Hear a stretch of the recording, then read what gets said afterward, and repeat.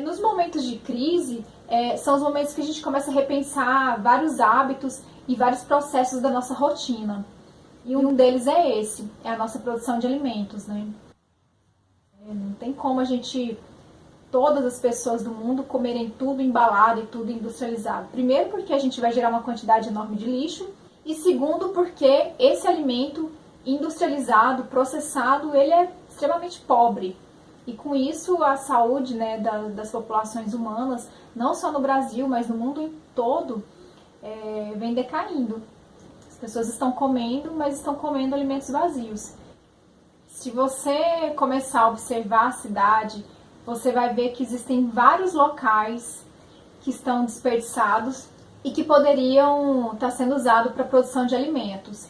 A cidade é um local que a gente poderia dizer que é um deserto de comida. A gente praticamente não produz nada dentro das cidades, né? Por que a gente não consegue produzir alimento nesses espaços, né? Não é por falta de espaço, né? Talvez a gente não tenha tanta conexão mais, né, com a nossa produção de alimento. E daí a grande importância da agricultura urbana, né? Da gente começar a aproveitar melhor os espaços das cidades para a produção desse alimento.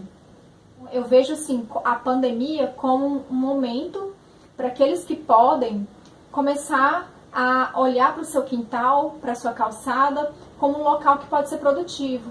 E aí então colocar a mão na terra e começar então a fazer essa agricultura urbana, começar a produzir alguma coisa e melhorar a sua saúde. A gente vem plantando há algum tempo já na nossa casa e a gente fez um canteiro na área externa também, na calçada, para mostrar para as pessoas que a calçada também pode ser aproveitada para a produção de algum tipo de alimento, para acabar com essa cultura de que a gente não consegue produzir, essa cultura de que sempre o alimento tem que vir de fora, o alimento tem que vir do supermercado. Não, o alimento ele pode vir do seu quintal, ele pode vir da sua calçada. Então, por onde começar o seu plantio? O primeiro passo é selecionar a área e avaliar se ela é adequada. Daí você vai definir o tamanho dos seus canteiros. Eu recomendo que eles não sejam muito largos. Podem ser de mais ou menos 80 centímetros para facilitar a manutenção, e isso dá mais ou menos uns 4 palmos. Eu recomendo também fazer a marcação com uma linha, por exemplo, para ajudar a guiar durante a execução. Existem várias maneiras de preparar o solo. Nesse caso, a gente removeu a grama de toda a área. Se a sua área tiver concreto, você pode plantar em vaso, ou melhor que isso, você pode quebrar o concreto. Se o solo estiver muito compactado, é interessante você fazer a aração. Remover um pouco de terra inicialmente facilita na movimentação da terra do canteiro. Aqui a gente usou um garfo feito de aço, porque o solo não estava muito compactado. Mas se não for o seu caso, talvez você tenha que entrar com uma ferramenta mais pesada, como por exemplo uma alavanca ou uma picareta.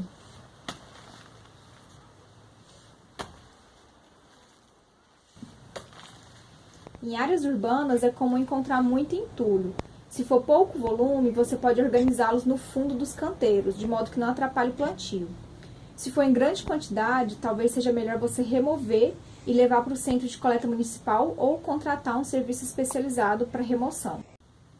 Depois de arar o solo, é provável que ele fique mais elevado. Você pode usar troncos, por exemplo, para fazer a contenção.